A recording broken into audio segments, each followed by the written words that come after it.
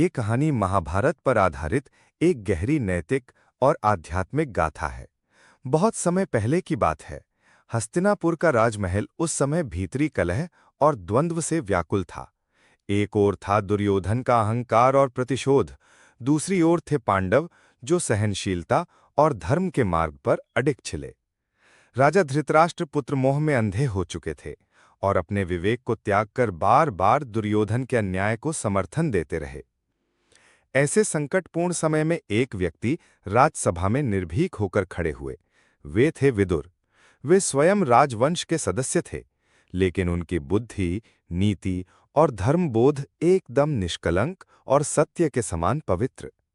एक दिन उन्होंने राजा धृतराष्ट्र से कहा, राजन, जो लोग सत्य का मार्ग छोड़कर संतान के अंध मोह में बह जाते हैं, वे एक दिन अपना राज्य, परिवार, यहां तक कि आत्मा भी खो बैठते हैं।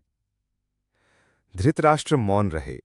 विदुर जानते थे कि दुर्योधन का अहंकार एक दिन पूरे राज्य का विनाश करेगा, लेकिन किसी ने उनकी बात नहीं मानी। समय बीता। अंततः महायुद्ध आया, कुरुक्षेत्र का युद्ध। असंख्य लोग मारे गए। यश, प्रतिशोध और लोभ से बना साम्राज्य अंत में राख में बदल गया। युद्ध के बाद जब सभी थक चुके थे, टूट चुके थे और शोकग्रस्त थे, तब श्री कृष्ण पांडवों के राजमहल में विदाई लेने आए। वे द्वारका लौटना चाहते थे।